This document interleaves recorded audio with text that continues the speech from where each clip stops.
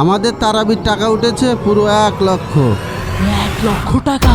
হাফেজ সাহেব, এই নিন আপনার তারাবির 5,000 টাকা। তারাবির টাকা উঠলো 1,00,000, সেখান থেকে মসজিদ ফান্ডে কেন রাখছেন?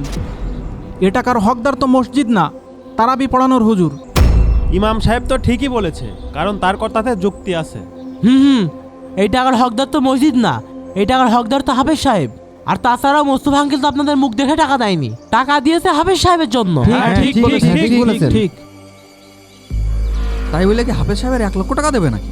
হ্যাঁ, আমরা দাঁড়িয়ে কষ্ট করে নামাজ পড়িনি, আমাকে হাদিয়া দেবে না? অধিকাংশ মসজিদে এই কাজটা করা হয়, টাকা তোলা হয় তারাবির উদ্দেশ্যে, কিন্তু সেই টাকা খাদেমকে দেওয়া হয়, মুয়াজ্জিনকে দেওয়া হয়, মসজিদের ফান্ডে রাখা হয়। এটা সম্পূর্ণ গুনাহের কাজ। আরে হাফেজ সাহেব কষ্ট করে তারাবি পড়িয়েছে, তার টাকা চাইতে হবে কেন? আপনারা খুশি খুশি তাকে টাকাটা দিয়ে দেবেন। এমনিতে আপনারা টাকা কম দিচ্ছেন, হুজুরের হক মারছেন। একটা কথা মাথায় রেখেন, এর জবাব কিন্তু আল্লাহর কাছে অবশ্যই দিতে হবে।